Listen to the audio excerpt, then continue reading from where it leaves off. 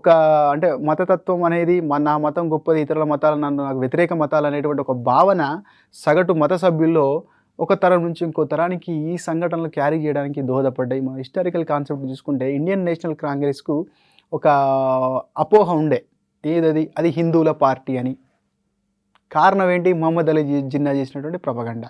అక్కడ dominated members అందరూ కూడా ఐఎన్‌సీ ఏర్పడినప్పుడు తర్వాత కూడా స్వాతంత్రోద్యమానికి ముందు అంతా కూడా హిందువుల పార్టీగా ముద్రపడింది. అంటే మొహమ్మద్ అలీ జిన్నాకు సరైన అవకాశాలు లేక అది అంతా హిందువులది, కాంగ్రెస్ మనకు యాంటీ అనేది ఒక పూర్తిగా మొహమ్మదీయుల్లో ఒక వ్యతిరేకత భావాన్ని తన చర్యల ద్వారా తీసుకొచ్చిండు. ద్విజాతి సిద్ధాంతాన్ని పట్టుకొచ్చిండు. అలాగే ఆగస్టు 16న ప్రత్యక్ష చర్య దినానికి పిలుపునిచ్చి తీవ్రమైన అలజడులకు, తీవ్రమైన నరమేధానికి కారణమైండు. అలాగే చరిత్రలో మనకి బెంగాల్ విభజన, 1909లో మింటో మార్లే సంస్కరణలు రావడం, 1906లో మనకి ఈ మొహమ్మద్ అలీ జిన్నా స్థాపించినటువంటి ఈ ముస్లిం లీగు, ఇంకా ముందటికెళ్ళినట్టయితే అజీవికులని అతి క్రూరంగా హింసించినటువంటి అశోకుడు తర్వాత రియలైజ్ అయినాడు. తర్వాత ధర్మ మహామాత్రలను పెట్టినాడు. తర్వాత శిలా శాసనాలు దక్కించిండు, చెట్లు కట్టించిండు, రోడ్లు పెట్టిండు. అది వేరు. కానీ అంతకంటే ముందు తౌలీ యుద్ధం జరిగిన తర్వాత అశోకుడు వేరు, తౌలీ యుద్ధం జరగకముందు అశోకుడు వేరు. తౌలీ వద్ద కళింగ యుద్ధం జరుగుతుంది. కళింగ యుద్ధం అంటాం. తౌలీ అనేటువంటి ప్రదేశంలో జరుగుతుంది. అప్పుడు అశోకుల్లో పూర్తిగా పరివర్తన వస్తుంది. దానికంటే ముందు అజీవకులని చరిత్రలో విపరీతమైన రక్తపాతంగా కొందరు పేర్కొంటారు. అశోకుడు అజీవకులను విపరీతమైన హింస గురి చేసిండని చెప్తారు. సో దాని తర్వాత మనకి మొహమ్మద్ అలీ జిన్నా ఎప్పుడైతే ఈ భారతదేశంలో ఎప్పుడైతే ముస్లిం లీగ్ కార్యక్రమాలు ఈ కాంగ్రెస్కి వ్యతిరేకంగా ఒక పార్టీ స్థాపించి ముస్లింల యొక్క వాణి వినిపించడం కోసం అది స్టార్ట్ అయిందో ఇమ్మీడియట్గా 1914లో మదన్ మోహన మాలవ్య హిందూ మహాసభను స్థాపించిండు. 1925లో రాష్ట్రీయ స్వయం సేవక్ సంఘ్ హెగ్డేవార్ మరియు ఇతరులు స్థాపించారు. 1964లో విశ్వ హిందూ పరిషత్ స్థాపించినారు. మనకు 1927 సంవత్సరంలో మన ప్రాంతంలో ఎంఐఎం పార్టీని స్థాపించినారు. 1937లో అబ్దుల్ ఖాదర్ అనేటువంటి వ్యక్తి చర్యలు తెలంగాణలో మొట్టమొదటిసారిగా హైదరాబాద్ రాష్ట్రంలో 1938లో మత అల్లర్లు ఫస్ట్ టైం ధూల్పేట అల్లర్లు జరగడానికి కారణమైన అబ్దుల్ ఖాదర్ ఉపన్యాసాలు. అలాగే 1311లో మాలిక్ కాఫర్ శ్రీరంగం టెంపుల్ మీద దాడి చేసిండు. 1194లో వారణాసి పట్టణం మీద గోరి మహమ్మద్ దాడి చేసిండు. అలాగే 1024లో గజ్నీ మహమ్మద్ సోమనాథ్ టెంపుల్ మీద దాడి చేసిండు. సో అలాగే బ్రిటిష్ చరిత్రకారులు కూడా ఎప్పుడూ కూడా ఈ హిందూ ముస్లింలను విడగొట్టేటువంటి ప్రయత్నం చేసిండు. ఆ ప్రయత్నంలో భాగంగా హిందూ ముస్లింలను విడగొట్టేటువంటి కమ్యూనల్ వైలెన్సెస్ని ప్రేరేపించేటువంటి చారిత్ర నిర్మాణం తీసుకొచ్చింది. ఎంతసేపు రిలీజియన్ పాయింట్ ఆఫ్ వ్యూలోనే చరిత్రను నిర్మించింది. ముఖ్యంగా జేమ్స్ మిల్స్ అనేటువంటి ఆయన చరిత్రను వక్రీకరించి భారతదేశంలో కమ్యూనిజం పెరగడానికి కూడా ఇతోధికంగా మనకు తోడ్పడడం జరిగింది. ఈ హిస్టారికల్ కారణాలతో పాటుగా ఓటు బ్యాంకు రాజకీయాలు, ఒక ప్రాంతం వారు ఒక మతం వారు ఇంకో మతం వారి పైన ఒక విరుద్ధమైన పరస్పర అభద్రతా భావం కలిగి విరుద్ధ విశ్వాసాలు కలిగి ఉండడం. ఒక ఆయనకు గోవు పవిత్రమైంది, ఒక ఆయనకు గోవు నాకు ఆహారం అంటాడు. సో అక్కడ మనకి కాన్ఫ్లిక్ట్ వస్తూ ఉంటుంది. ఫర్ ఎగ్జాంపుల్ మనకి ఇక్కడ కొన్ని సందర్భాల్లో మనకి పందిని ఎంకరేజ్ చేసి మా దేవాలయాల పంపించాలనేటువంటి ఉద్దేశంతో కూడా గొడవలు జరిగినాయి. కొన్నిసార్లు వ్యక్తిగత అల్లర్లు, ఈవ్ టీజింగ్ కేసులే మనకి మత సంఘర్షణల వైపు కూడా దారితీసినాయి. సో కాబట్టి ఈ వ్యక్తిగత కారణాలు, వ్యక్తిగత ద్వేషాలు, తర్వాత ఈ ముస్లిం సిక్కు సంఘర్షణలు జరిగినప్పుడు ఒక మెడికల్ కాలేజ్ ఇష్యూ విషయంలో ముస్లిం సిక్కు సంఘర్షణలు తీవ్రమైన రూపం దాల్చినాయి. సో ఈ రీజన్స్ వల్ల అంటే వ్యక్తిగత కారణాలు, సమాజంలో ఉన్నటువంటి కారణాలు, కులతత్వం, ఫండమెంటలిజము, సో ఈ చారిత్రక కారణాలు, మనోవైజ్ఞానిక కారణాలు, ఈ తర్వాత ఈ ఏంటంటే మతపరమైనటువంటి సంస్థలు, అలాగే ఇంటర్నేషనల్ ఇన్స్టిట్యూషన్స్ ఇన్వాల్వ్మెంట్, అంటే వేరే దేశాల వాళ్ళు పాక్ ప్రేరేపిత ఉగ్రవాదం, సీమాంతర ఉగ్రవాదం, వాళ్ళంతా ఏంది మతం అనేటువంటి సెంటిమెంట్ని మతతత్వంగా మార్చి దాన్ని ఇక్కడ అస్థిరపరిచేటువంటి భావన, అంటే ఎక్స్టర్నల్ ఫ్యాక్టర్స్ కూడా దేశాన్ని అంటే స్టేబుల్గా ఉండనివ్వకుండా, అభివృద్ధి వైపు వెళ్ళనివ్వకుండా చేస్తూ ఈ రకమైనటువంటి కమ్యూనలిజం మతత్వం భారతదేశంలో చేయడానికి కార్యక్రమం అవుతూ ఉంది. సో కాబట్టి ఈ ఎక్కువగా మతత్వం ఏ రూపంలో బయటపడుతుందంటే ఫెస్టివల్ చేసుకున్నప్పుడు ఇతర మతాల వాళ్ళకి కించపరిచేటువంటి నినాదాలు, ఆ ఫెస్టివల్ను జరిగినప్పుడు ఆ ఫెస్టివల్స్లో ఉత్సవాల్ని డిగ్రేడ్ చేసేటువంటి కార్యక్రమాలు, సో ఇట్లాంటివి మనకి అవుపడుతూ ఉంటాయి. విరుద్ధమైన ఒక సంఘటన జరిగినప్పుడు విరుద్ధమైన స్టేట్మెంట్లు, విరుద్ధమైన వ్యక్తులు ఇవ్వడం ఇలాంటివి జరుగుతూ ఉంటాయి. సో, ఇలాంటి మత రూపాల వల్ల భారతీయ సమాజం మీద పడుతున్నటువంటి తీవ్రమైన ప్రభావాలేంటి? సో, ఇది గుర్తుపెట్టుకోండి. ఇంతకుముందు హిస్టారికల్ ఈవెంట్స్‌కి సంబంధించి కొన్ని క్వెషన్స్ అడగొచ్చు. అంటే చారిత్రక కారణాలు భారతదేశానికి దూరం అంటే అజీవకల నుంచి మొదలు పెడితే జేమ్స్ మిల్ చరిత్ర వర్గీకరణ వరకు కూడా British ruling, INC versus Mohammad Ali Jinnah, తర్వాత హిందూ మహాసభ, ఆర్ఎస్ఎస్, వీహెచ్‌పీ, తర్వాత ఢిల్లీ సుల్తాన్ల కంటే ముందు వారణాసి మీద 1190లో గోరి దండయాత్రలు, 1024లో సోమనాథ్ గజనీ దండయాత్రలు. సో, ఇవన్నీ కూడా మీరు దృష్టిలో పెట్టుకోండి. వాటి మీద క్వెషన్లు వచ్చేటువంటి అవకాశం ఉంది. ఎందుకంటే అవి మత సంఘర్షణలకి ఒక పునాది నేసినాయి కాబట్టి. అయితే ఇలాంటి మత సంఘర్షణలు ప్రస్తుత కాలంలో సమాజం మీద ఎలాంటి ఇంపాక్ట్‌ని చూపెడతా ఉన్నాయి. సో, మీకు అందరికీ తెలుసు సొసైటీలో అన్రెస్ట్ వచ్చింది. కమ్యూనల్ కాన్ఫ్లిక్ట్స్ వచ్చినాయి. ఇది యాంటీ డెవలప్‌మెంట్‌గా మారుతుంది. ముఖ్యంగా కమ్యూనల్ వయలెన్సెస్ జరిగినప్పుడు ఎక్కువగా ఇబ్బంది పడేటువంటి వారంటే సామూహిక దాడులు, సామూహిక లూటీలు, తర్వాత ఇండ్లను కాలబెట్టడాలు, ఆస్తులను నష్టం చేయడాలు. సో, ఇలాంటివన్నీ ఏమైతాయంటే ఈ దొమ్మీలు జరిగినప్పుడు, మతపరంగా గొడవలైనప్పుడు ఎక్కువగా నష్టపోయేది స్త్రీలు. శారీరకంగా చాలా ఇబ్బందులు ఎదుర్కొనేటువంటి పరిస్థితి అక్కడ ఉంటుంది. చాలా అమానుషమైన చర్యలు స్త్రీల పట్ల, పిల్లల పట్ల జరిగేటువంటి అవకాశం ఉంటుంది. దానిలో భాగంగా దోపిడీలు, దొంగతనాలు జరిగేటువంటి అవకాశం ఉంటుంది. కమ్యూనల్ ఇష్యూస్ ఉంటాయి. తర్వాత ఇది ఏ ప్రాంతంలో అయితే మత అల్లర్లు అధికంగా ఉంటాయో ఆ ప్రాంతంలో ఎవరు కూడా ఇన్వెస్ట్మెంట్ చేయడానికి ముందటికి రారు. కాబట్టి అక్కడ వనరులు ఉన్నప్పటికీ ముందటికి రాక ఆ ప్రాంతం అంటే కమ్యూనల్ టెన్షన్స్ అనేవి డెవలప్మెంట్కి, అభివృద్ధి నిరోధకంగా పనిచేసేటువంటి అవకాశం ఉంటుంది. అలాగే ప్రస్తుతం టెర్రరిజానికి చాలా కారణాలు ఉన్నప్పటికీ అన్ని దేశాల్లో కూడా, భారతదేశంలో కూడా, ప్రపంచవ్యాప్తంగా కూడా టెర్రరిజానికి ప్రధాన కారణం మతతత్వం అని ఘంటాపథంగా చెప్పొచ్చు. ఎక్కడో పుట్టినటువంటి ఐసిస్కి, ఎక్కడో ఉన్నటువంటి హిజ్బుల్ ముజాహిద్దీన్కి భారతదేశానికి సంబంధం ఏంది? కారణం ఏంటంటే భారతదేశానికి ఇతర పక్కనున్న పాకిస్తాన్కి కొన్ని విషయాల వల్ల, పీఓకే వల్ల కావచ్చు, లేకపోతే ఇంకా చారిత్రక కారణాల వల్ల పాకిస్తాన్కి ఇండియాకి మధ్య గొడవలు, లేకపోతే బంగ్లాదేశ్ని మనం విముక్తి చేసినాం కాబట్టి ఆ రకమైన కక్షల వల్ల పాకిస్తాన్ ఎప్పుడు సీమాంతర ఉగ్రవాదాన్ని ప్రేరేపిస్తూ ఉంది. సో, కాబట్టి ఈ టెర్రరిస్ట్ యాక్టివిటీసు, భారతదేశంలో డిస్రప్టివ్ యాక్టివిటీసు, ఎక్స్ట్రీమిజము, భీతావాహ కార్యక్రమాలు, బాంబు పేలుళ్ళు, సో, ఇలాంటివి సంఘటనలు సమాజంలో వచ్చేటువంటి అవకాశం ఉంటాయి కమ్యూనిజం మీద. సో, అలాగే ప్రాపర్టీ నష్టపోవడాలు, ఎక్కడైతే కమ్యూనిజం జరిగిందో ఆ ప్రాంతంలో మళ్ళీ కమ్యూనిజం జరిగేటువంటి అవకాశం ఉంటుంది. సో, కాబట్టి ఇవన్నీ కూడా సమాజ అభివృద్ధికి, మనుషుల కామన్ మ్యాన్ సెక్యూరిటీకి ఆటంకంగా మారేటువంటి పరిస్థితి మనకి ఉంటుంది.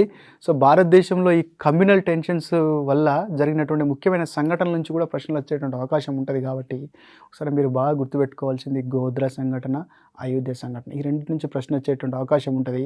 మనకి 2002వ సంవత్సరంలో 27 ఫిబ్రవరి 2002వ సంవత్సరంలో గోధ్రా సంఘటన జరిగింది గుజరాత్ రాష్ట్రంలో. అయోధ్యకి వెళ్ళి తిరిగి వస్తున్న, అహ్మదాబాద్కి తిరిగి వస్తున్నటువంటి రైలు, సబర్మతి రైలు, అది సబర్మతి ట్రైను ఎక్కడి నుంచి అయోధ్య నుంచి తిరిగి వస్తుంది. ఎక్కడికి? అహ్మదాబాద్ తిరిగి వస్తుంది. వాళ్ళు అయోధ్యలో ఒక పూజను, అంటే రామమందిర నిర్మాణం పర్ఫెక్ట్గా ఆటంకాలు లేకుండా కావాలని చెప్పేసి ఒక హోమాన్ని కంప్లీట్ చేసుకొని కొంతమంది హిందూ మతానికి చెందినటువంటి సాధువులు సబర్మతి ఎక్స్ప్రెస్లో అయోధ్య నుంచి రిటర్న్ అవుతూ గోధ్రా అనేటువంటి ప్రాంతంలో ఆగుతారు. ట్రైన్ రిటర్న్లో ఆగినప్పుడు 27 ఫిబ్రవరిలో సబర్మతి ఎక్స్ప్రెస్లో S6 బోగిలో కూర్చున్నటువంటి సాధువుల బోగిని గుర్తు తెలియని వ్యక్తులు అగ్నికి ఆహుతి చేయడం జరుగుతుంది. సో, ఆ క్రమంలో స్టార్ట్ అయినటువంటి గోధ్రా అల్లర్లు, వాటికి కాన్సిక్వెన్స్గా వచ్చినటువంటి అల్లర్లని పోస్ట్ గోధ్రా అల్లర్లు అంటాం. గోధ్రా అల్లర్లో 59 మంది చనిపోతే పోస్ట్ గోధ్రా అల్లర్లలో 1000 మంది చనిపోవడం జరిగింది. పోస్ట్ గోధ్రా అల్లర్లలో ముఖ్యమైన సంఘటనలు ఏంటంటే, ఒకటి వడోదరా ప్రాంతంలో జరిగినటువంటి బెస్ట్ బేకరీ కేసు, ఇది కూడా 2002వ సంవత్సరం. అలాగే నరోడా పాటియా మారణకాండ 2002. అలాగే గుల్బర్గా సొసైటీలో జరిగినటువంటి ఊచకోత. చివరికి గుల్బర్గా సొసైటీలో దాడి జరిగినప్పుడు ఒక మాజీ ఎంపీ కూడా చనిపోవడం జరుగుతుంది. పోస్ట్ గోధ్రా అల్లర్లో Naroda Patiya case, Gulbarga society case, best baker case, ఈ 3 కూడా 2002వ సంవత్సరంలో జరిగినాయి. గోధ్రా రైలు దహనకాండ, S6 బోగిని, సబర్మతి ఎక్స్ప్రెస్లో ఉన్నటువంటి S6 బోగిని అగ్నికి ఆహుతి చేయడం అనేది కూడా ఫిబ్రవరి 27, 2002లో జరిగింది. దానికి అంటే ఈ గోధ్రా సంఘటన జరగగానే కొన్ని సంస్థలు బంద్కు పిలుపునిచ్చినాయి. ఆ బంద్కి కొన్ని సంస్థలు ఆ బంద్ని బలవంతంగా అమలు పరిచేటువంటి క్రమంలో అల్లర్లు జరిగినాయి అనేది పత్రికలలో వచ్చినటువంటి కథనాల సారాంశము. సో ఈ గోద్రా అల్లర్ల మీద విచారణ జరుపుటకు మనకు ముందుగా కేజీ షా కమిషన్ ఏర్పాటు చేసినారు. కేజీ షా కమిషన్ ఏర్పాటు చేసిన తర్వాత కొన్ని సంస్థల వారు ఏం చేసినారంటే ఈ కేజీ షా కమిషన్ సరిపోదు అని చెప్తే మళ్ళీ అప్పుడు కేజీ షా కమిషన్ని దాంతోపాటు నానావతి కమిషన్ని కూడా ఏర్పాటు చేసినారు అదే సంవత్సరం 2002లో. కాబట్టి గోద్రా అల్లర్లకు సంబంధించిన కమిషన్లు 2, KG Shah commission, Nanavati commission. 2002లో సంఘటన జరిగితే 2008లో నానావతి కమిషన్ ఆ రిపోర్ట్ ఇవ్వడం జరిగింది. ఇది గోద్రాకు సంబంధించినటువంటి గోద్రా మారణకాండకు సంబంధించినటువంటి అంశము.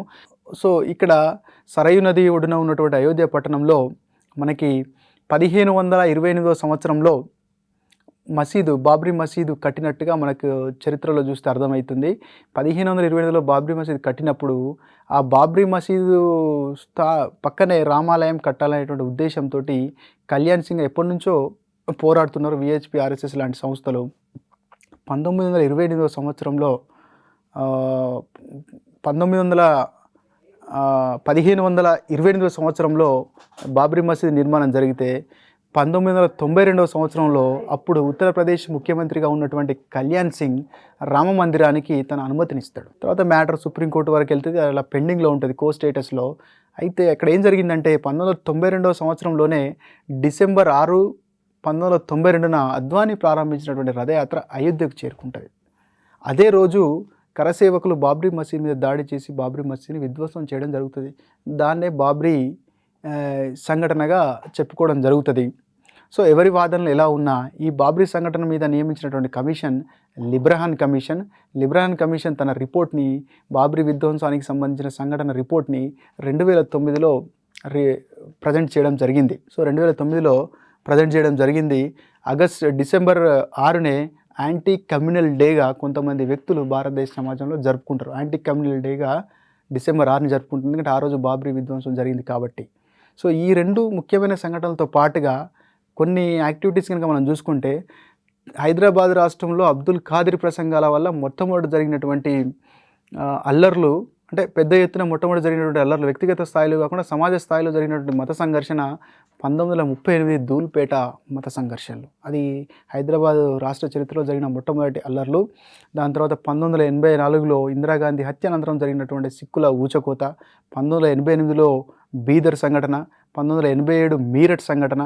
ఈ మీరట్ సంఘటన 1980లో జరిగినప్పుడు దానికి కారణం ఏంటంటే పందిని ఒక మతానికి చెందినటువంటి వ్యక్తుల యొక్క పూజా మందిరాల వైపు ఉద్దేశపూర్వకంగా మరో మతం వారు పంపించారనేటువంటి ఉద్దేశంతో హిందువులకు ముస్లింలకు మధ్యలో 1987లో మీరట్ సంఘర్షణలు జరుగుతాయి. 2014లో రీసెంట్గా షెహ్రాన్పూర్ అల్లర్లు, అలాగే 2013లో ముజఫర్ నగర్ అల్లర్లు ఈవ్ టీజింగ్ కేసు కాస్త ముజఫర్ నగర్లో 2013లో కమ్యూనల్ వైలెన్స్గా దారితీసినాయి. కేవలం ఈవ్ టీజింగ్ కేసు కమ్యూనల్ వైలెన్స్గా దారితీసింది.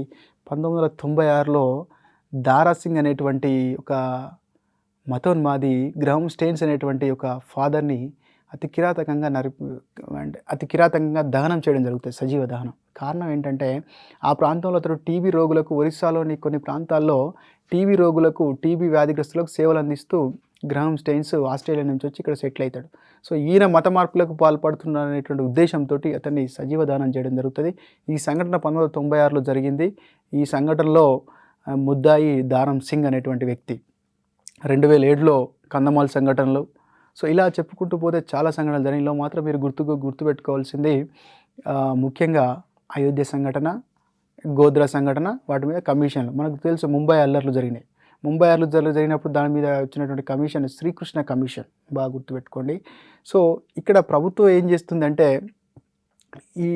ఈ మతత్వంగా మారడానికి మనం ఇంతకుముందు చెప్పుకున్నట్టుగా మత సభ్యులని ప్రలోభపెట్టి వాళ్ళ పేదరికాన్ని ఆసరాగా తీసుకొని కొన్ని టెర్రరిస్ట్ గ్రూపులు పేదరికాన్ని ఆసరాగా తీసుకొని వాళ్ళకి అధిక మొత్తంలో డబ్బు అప్పచెప్పి ఈ బీతావాహ టెర్రరిస్ట్ యాక్టివిటీస్కి పాల్పడుతున్నారు. కాబట్టి ఈ పేదరికానికి మతతత్వానికి ఉన్నటువంటి లింక్ను కట్ చేయాలి ముందుగా. ఆ ఉద్దేశంతో ప్రభుత్వం చర్యలు తీసుకుంటూ ముందుకెళ్తూ ఉంది. సో దాంతోపాటుగా మనకి ఒక రకంగా చూసుకున్నట్లయితే ప్రపంచవ్యాప్తంగా మనం వేరే దేశాలను కంపేర్ చేసుకున్నప్పుడు భారతదేశము తీవ్రవాదము చాలా ఆందోళనకరమైన పరిస్థితుల్లో ఉందని చెప్పొచ్చు. దానికి మనకి ఇండికేటర్స్ ఉన్నాయి. గ్లోబల్ టెర్రరిస్ట్ మనకు ఇండెక్స్లో మనం చూసుకున్న గ్లోబల్ టెర్రరిస్ట్ ఇండెక్స్లో మనం చూసుకున్నట్టయితే గ్లోబల్ టెర్రరిస్ట్ పాయింట్ ఆఫ్ వ్యూలో అంటే టెర్రరిస్ట్ పాయింట్ ఆఫ్ వ్యూలో గ్లోబల్ స్థాయిలో మనం చూసుకున్నట్టయితే భారతదేశము టైర్ 2 కంట్రీగా మనకు పిలువబడతా ఉంది. భారతదేశంలో సుమారు 205 జిల్లాలు ఉగ్రవాద బాధిత జిల్లాలుగా ఉన్నాయి. అలాగే గ్లోబల్ టెర్రరిజం ఇండెక్స్లో మనం చూసినట్టయితే మనం భారతదేశం 6వ స్థానంలో ఉంది. అలాగే గ్లోబల్ పీస్ ఇండెక్స్లో భారతదేశంలో శాంతి ఎంత ఉంది అనేటువంటి దాని ప్రకారం చూసినప్పుడు, ప్రపంచవ్యాప్తంగా పోల్చినప్పుడు భారతదేశంలో శాంతి ఎంత ఉంది అనేటువంటి పాయింట్ ఆఫ్ వ్యూలో చూసినప్పుడు గ్లోబల్ పీస్ ఇండెక్స్లో మాత్రము టెర్రరిజం ఇండెక్స్లో 6వ స్థానంలో ఉన్నాం. పీస్ ఇండెక్స్లో మాత్రం ఎక్కడో వెనకబడి 141వ స్థానంలో ఉన్నాం. పీస్ ఇండెక్స్ 141, టెర్రరిజం ఇండెక్స్ 6వ స్థానంలో ఉన్నాం. ఓవరాల్గా మనకి మత స్వేచ్ఛ విషయంలో టైర్ 2 కంట్రీల జాబితాలో ఉన్నాం. 205 జిల్లాలు మతపరమైన ఉద్రిక్తతలు, మతంతో కూడినటువంటి ఉగ్రవాదపరమైనటువంటి టెన్షన్లతో కూడి 205 జిల్లాలు ఉన్నాయి. సో దీన్ని కంట్రోల్ చేయడానికి, మతపరమైన హింసకు గురైనటువంటి బాలలను సంరక్షించడానికి మనకి బాలబంధు పథకాన్ని అమలు చేస్తూ ఉన్నారు. అలాగే ఈ మతపరమైన ఘర్షణలు, వాటి వల్ల వచ్చేటువంటి ఇబ్బందులను అవగాహన కల్పిస్తూ మనకి 19 నవంబర్ నుంచి 25 నవంబర్ వరకు క్వామీ ఏక్తా వారాన్ని జరుపుతారు. క్వామీ ఏక్తా వారం దేనికి సంబంధించింది?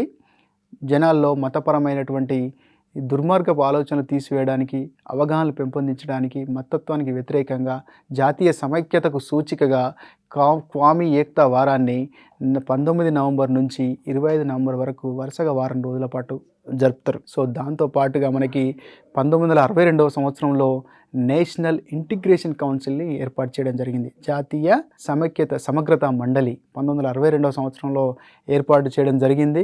ఇన్ని చేస్తున్నప్పటికీ కూడా భారతదేశంలో మనకు రీసెంట్గా మతంతో కూడి ఉన్నటువంటి టెర్రరిజం వల్ల, కొన్ని భీతావాహ యాక్టివిటీస్, టెర్రరిస్ట్ యాక్టివిటీస్ వల్ల సాధారణ జనజీవనానికి తీవ్రమైన ఆటంకం కలుగుతూ ఉంది. అందులో మనం ముఖ్యంగా తీసుకున్నట్టయితే 1999లో నేపాల్ నుంచి వస్తున్నటువంటి భారతదేశ విమానాన్ని హైజాక్ చేయడం జరిగింది. అది చాలా తీవ్రమైనటువంటి సంఘటన జరిగింది. అది ఎన్డీఏ ప్రభుత్వం అధికారంలో ఉన్నప్పుడు జరిగింది. కానీ ఈ ప్రయాణికుల యొక్క భద్రతను, వాళ్ళ యొక్క ప్రాణాలని దృష్టిలో పెట్టుకొని టెర్రరిస్టుల డిమాండ్లను ఒప్పుకోవడం జరిగింది. సరే, ఏది ఏమైనా 1999లో మనకి విమానం హైజాక్ కావడం జరిగింది.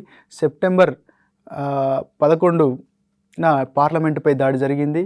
అలాగే 18 ఫిబ్రవరి 2007న సంజోతా ఎక్స్ప్రెస్ దాడి జరిగింది. సంజోతా ఎక్స్ప్రెస్ పాకిస్తాన్కి మరియు ఇండియాకి మధ్య తిరిగేటువంటి ట్రైను.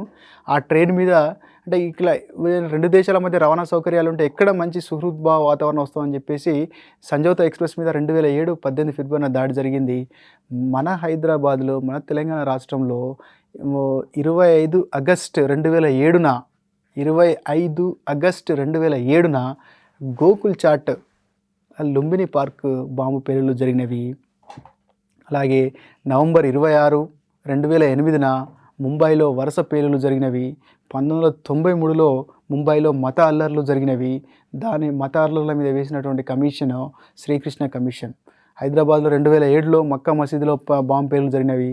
రీసెంట్గా 21 ఫిబ్రవరి 2013లో దిల్సుఖ్ నగర్ బాంబు పేలుళ్లు జరిగినవి. సో ఈ డిస్రప్టివ్ యాక్టివిటీస్, టెర్రరిస్ట్ యాక్టివిటీస్ బాగా జరుగుతున్నాయి కాబట్టి వీటిని కంట్రోల్ చేయడానికి మనకి నేషనల్ సెక్యూరిటీ యాక్ట్ని 1980లో తీసుకురావడం జరిగింది. టాడాని 1985 సంవత్సరంలో, పోటా చట్టాన్ని 2002వ సంవత్సరంలో తీసుకురావడం జరిగింది. కానీ ఇప్పుడు టాడా మరియు పోటా చట్టాలు ప్రస్తుతం అమల్లో లేవు. పీడీ చట్టం 1950 అమల్లో ఉంది. అలాగే మీసా చట్టం, maintenance of internal security act 1971లో తీసుకురావడం జరిగింది. దీన్నే మీసా చట్టం అంటాం.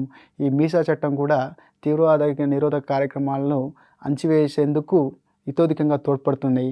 ఏది ఏమైనప్పటికీ 2 మతాలకు, అంటే ఏ మతాల మధ్య సంఘర్షణ జరుగుతుందో, మనం లౌకికవాదాన్ని ఫాలో అవుతున్నాం కాబట్టి, సెక్యులర్ కంట్రీగా ఉంటున్నాం కాబట్టి, అధికారంలో ఎవరు ఉన్నప్పటికీ కూడా ఏ మతంపై వివక్షత చూపకుండా, మతపరమైన ఉద్రిక్తలకు దారి తీయకుండా, ఒక పక్కన మతానికి పేదరికానికి ఉన్నటువంటి లింకులను కట్ చేస్తూ, మత ఉద్రిక్తతలు సంభవించేటువంటి ప్రాంతాలపై ప్రత్యేక దృష్టిని కేటాయిస్తూ, విజిలెన్స్ని, సర్వేలెన్స్ని బాగా పెంచుతూ, అలాగే ఇంటర్నల్ మన భారతదేశంలో ఉన్నటువంటి శాంతి పరిస్థితులను దెబ్బతీసేందుకు కుట్రలు పడుతున్న విదేశీ శక్తులను పీచమరుస్తూ, అన్ని మతాల్లో వెనుకబడ్డ వారిని అభివృద్ధి చేస్తూ, తద్వారా వాళ్ళు టెర్రరిజం వైపుకి, మతత్వం వైపుకి వెళ్ళకుండా చేయడం వల్ల.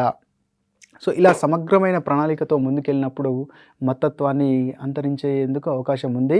కాబట్టి ఈ రకంగా మనం మతత్వంలో కనుక చూసుకున్నట్టయితే గ్లోబల్ టెర్రరిజం ఇండెక్స్లో ర్యాంక్ ఎంత, గ్లోబల్ పీస్ ఇండెక్స్లో ర్యాంక్ ఎంత, టైర్ 1 కంట్రీయా, టైర్ 2 కంట్రీయా, టైర్ 3 కంట్రీయా, ఒపియం ఆఫ్ ద మాస్ అన్నది ఎవరు, ఐఎన్సీకి మన ఆర్ఎస్ఎస్ని ఎప్పుడు స్థాపించినారు, విశ్వ హిందూ పరిషత్ని ఎప్పుడు స్థాపించినారు.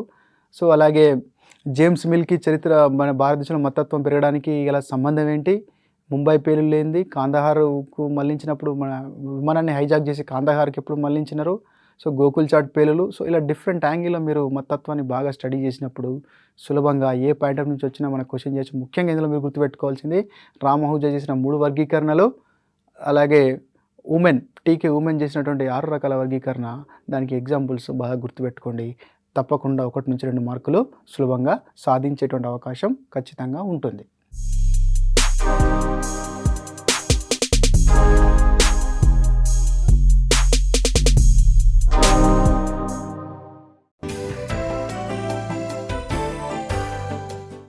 ఈ విభాగం నుంచి ప్రశ్నలు చాలా కోణాల్లో అడిగేటువంటి అవకాశం ఉంటుంది.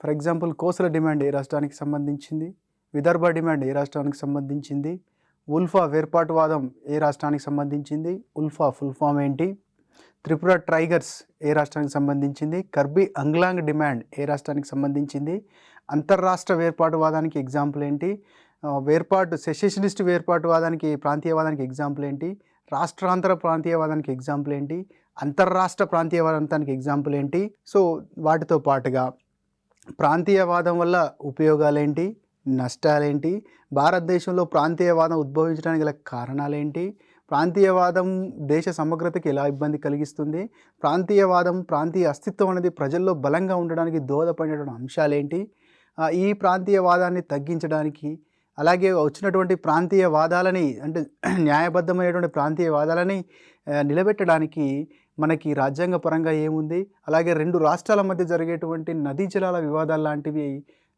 అరికట్టడానికి ఇలా అంటే ఒక 2 రాష్ట్రాల మధ్య గొడవలు కానీ, ఉత్తర భారతదేశ రాష్ట్రాలు దక్షిణ భారతదేశ రాష్ట్రాల మధ్య గొడవలు కానీ, సో ఇలాంటి అంతర్రాష్ట్రాల మధ్య, రాష్ట్రాంతరంగా, తర్వాత అంతర్రాష్ట్ర పరంగా జరిగేటువంటి ఈ సంఘర్షణలు, వనరుల కోసం సంఘర్షణలు, నదీ జలాల కోసం సంఘర్షణలు, వాటికి సంబంధించి కేంద్ర ప్రభుత్వం ఏమైనా చేస్తుందా, పార్లమెంట్లో ఏమైనా చట్టాలు చేశారా, ఏ నదీ జలాల వివాదం ఏ రాష్ట్రాల మధ్య ఉంది, సో ఇలాంటి కోణంలో ప్రశ్నలు అడిగేటువంటి ఛాన్స్ ఉంటుంది. సో కాబట్టి ఫర్ ఎగ్జాంపుల్ కర్బీ అంగ్లాంగ్ అనేటువంటి డిమాండ్ ఎలాంటి ప్రాంతీయవాదానికి ఎగ్జాంపుల్, సెసెషనిస్ట్ ప్రాంతీయవాదమా, సూప్రాస్టేట్ ప్రాంతీయవాదమా, ఇంటర్స్టేట్ ప్రాంతీయవాదమా, ఇంట్రాస్టేట్ ప్రాంతీయవాదమా.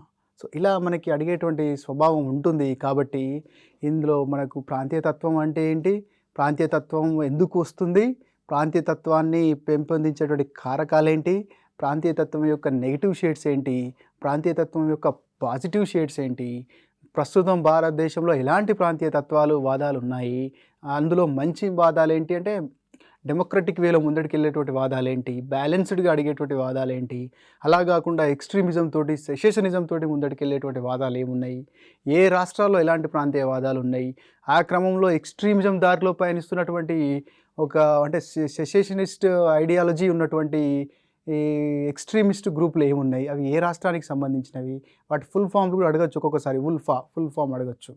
సో ఇలాంటి కోణంలో అధ్యయనం చేసినప్పుడు ఖచ్చితంగా ప్రాంతీయతత్వానికి సంబంధించి ఏ రకంగా ప్రశ్న అడిగినా సమాధానాన్ని గుర్తించడానికి అవకాశం ఉంటుంది. కాబట్టి ఫ్రెండ్స్, ఈ కోణంలో ఈ టాపిక్ని అర్థం చేసుకోవడానికి ప్రయత్నించండి. ముందుగా మీరు ఇంతకుముందు వీడియోస్లో చూశారు, ఇంతకుముందు క్లాసెస్లో కులతత్వము, మతత్వం చూశారు.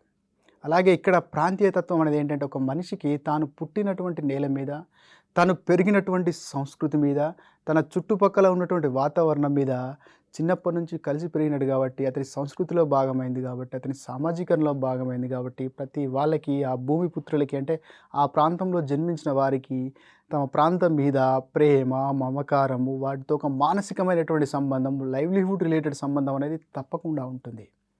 అయితే కాలక్రమంలో భారతదేశంలో జాతీయవాదం ఉద్భవించిన తర్వాత సుమారు 500కు పైగా సంస్థానాలు సర్దార్ వల్లభాయ్ పటేల్ కృషి వల్ల భారతదేశంలో విలీనమైన తర్వాత భారతదేశం అర్ధ సమాఖ్య విధానాన్ని పాటిస్తూ కాలక్రమంలో ఏబీసీ రాష్ట్రాలు కాస్తా పోయి ఎస్ఆర్సీ వచ్చిన తర్వాత భాషా ప్రయుక్త రాష్ట్రాలు వచ్చిన తర్వాత అంటే ఇట్లా క్రమక్రమంగా రాష్ట్రాలు ఏబీసీ రాష్ట్రాలు ఉండే భాషా ప్రయుక్త రాష్ట్రాలు ఉండే ఇప్పుడు మళ్ళీ భాషా ప్రయుక్త రాష్ట్రాల కాలదని భాషతో సంబంధం లేకుండా తెలంగాణలో అంతర్గత వలసలకు వ్యతిరేకంగా పోరాడుతూ సుదీర్ఘ పోరాటం తర్వాత తెలంగాణ సాకారం ఫలించింది. అంటే ఇక్కడ ఈ ప్రాంతీయ తత్వాలు అనేవి సుదీర్ఘంగా కొనసాగుతూనే ఉంటాయి. ఎందుకు ఇలా సజీవంగా కొనసాగుతున్నాయి అనేటువంటి కోణంలో మనం అర్థం చేసుకోవాలి.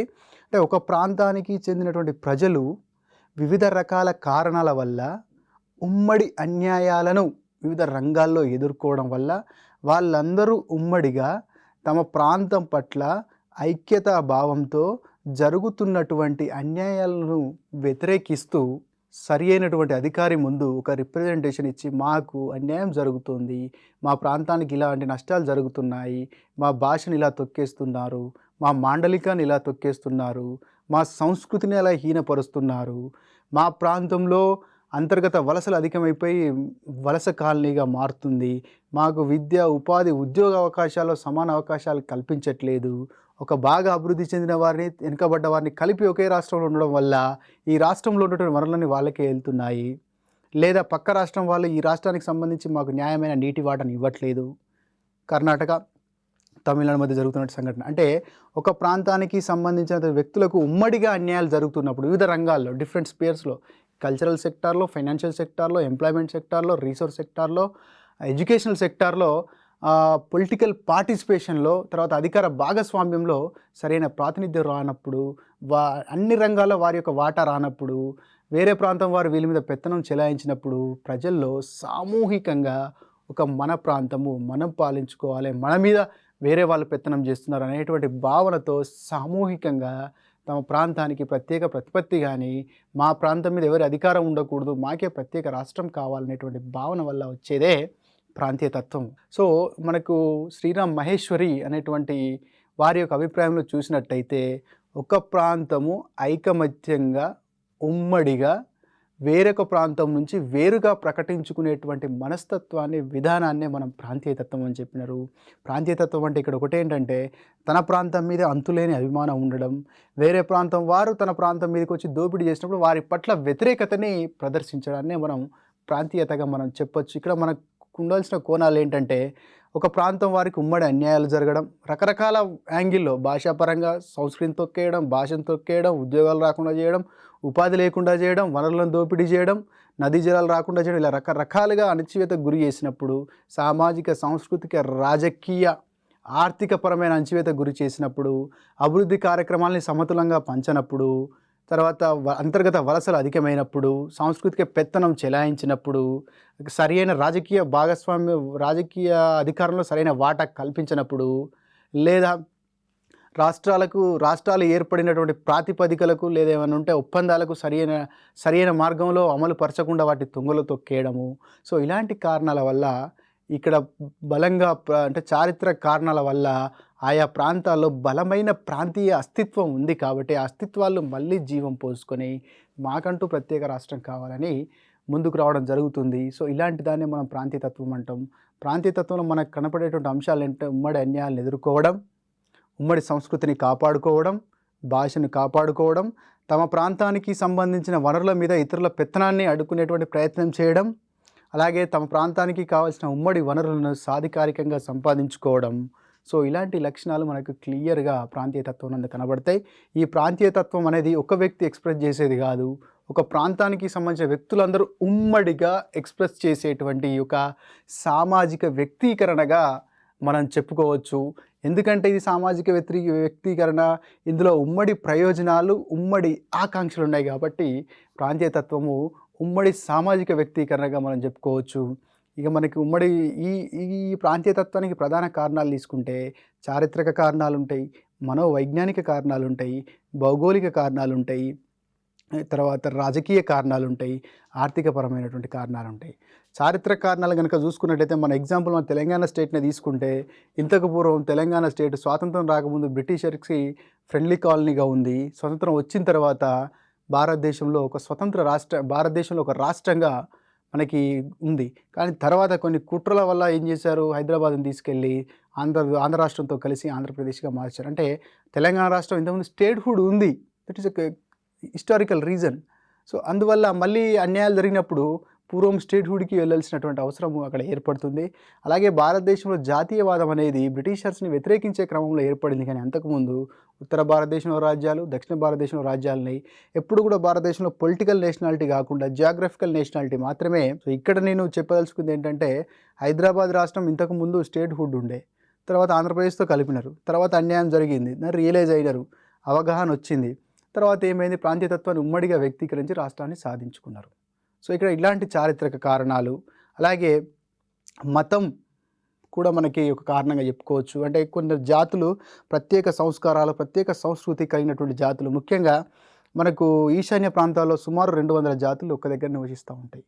ఆ జాతుల పరంగా నాగాలకు నాగాల్యాండ్ అని, మణిపూర్లకు కూకీలకు మణిపూర్లకు కూకీలాండ్ అని, గారోలకు గారోల్యాండ్ అని, కర్బీలకు కర్బీ అంగ్లాంగ్ అని, అంటే వారి యొక్క సంస్కారాలు, వారి యొక్క తెగకు ఒక రాష్ట్రం ఇవ్వాలనేటువంటి డిమాండ్. అంటే సంస్కారాలు, మతపరమైన కారణాల వల్ల, భాషలను అణగదొక్కడం వల్ల, సంస్కృతిని అణగదొక్కడం వల్ల ఈ అసమతుల అభివృద్ధి జరిగి పెట్టుబడులన్నీ, అభివృద్ధి ఫలాలన్నీ ఒకే ప్రాంతానికి వెళ్ళి మరో ప్రాంతం తీవ్రంగా వెనుకబాటుకు గురైనప్పుడు, అంతర్గత వలసలు, సో ఇలాంటి కారణాల వల్ల, అంటే ఉత్పత్తి ఫలాలను అసమతులంగా పంపిణీ చేయడం వల్ల, ఇలాంటి కారణాల వల్ల ప్రాంతీయతత్వం అనేది ఎప్పటికీ సజీవంగా ఉండడం, సుపరిపాలన ఉండడం, పక్షపాతం లేకుండా ఉండడం, ఇలాంటి అంతర్గత దోపిడీకి వల్లకు అరికట్టే విధంగా ఉండడం, బలహీన వర్గాలు సరిగా అభివృద్ధి చేయడం, వెనుకబాటుతనానికి ఉన్నటువంటి ప్రాంతాల్లో ముఖ్యంగా ఫోకస్ చేయడం, ఇలాంటి కారణాల వల్ల ప్రాంతీయతత్వ యొక్క డిమాండ్ని కొద్ది వరకు మనం తగ్గించవచ్చు.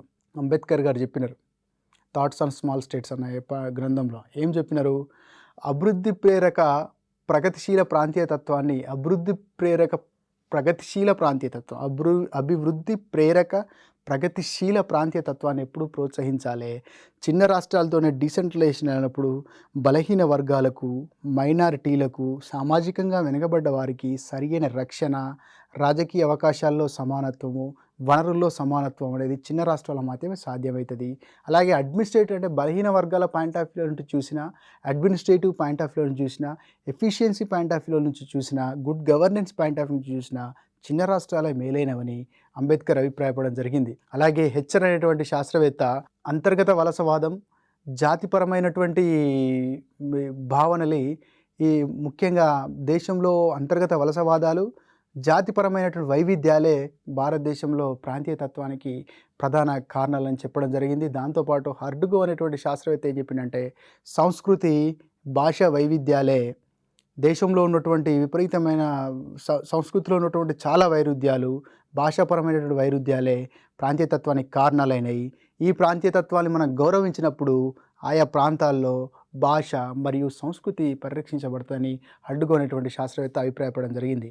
అయితే మనం ఎప్పుడైనా ఒక ప్రాంతం అంతర్గత వలస వల్ల వెనుకబడ్డప్పుడు, లేదా కేంద్రము సవతి తల్లి ప్రేమను చూపెట్టినప్పుడు, అలాగే కొన్ని వాళ్ళకి ప్రత్యేకమైన లక్షణాలుండి మిగతా సమాజంతో కలవలేకుండా ప్రత్యేక రాష్ట్రాన్ని కోరుకున్నప్పుడు, ఒకే ప్రాంతంలో బాగా అభివృద్ధి చెందిన వాళ్ళు, బాగా వెనుకబడ్డ వాళ్ళు ఉన్నప్పుడు, ఇలా సహేతుక కారణాలు ఉన్నప్పుడు, ప్రత్యేక సంస్కృతి, ప్రత్యేక మాండలికం కావాల్సిన ఒక రాష్ట్రానికి ఉండవలసినంత జియోగ్రఫికల్ వైడర్నెస్ ఇవన్నీ ఉన్నప్పుడు కూడా, అంటే ఇలా సమతుల్యమైనటువంటి న్యాయబద్ధమైనటువంటి ప్రాంతీయ తత్వాలని గౌరవించినప్పుడే అందరిలో జాతీయ భావం వెల్లువిరుస్తుంది అనేటువంటి అభిప్రాయం కూడా ఉంది.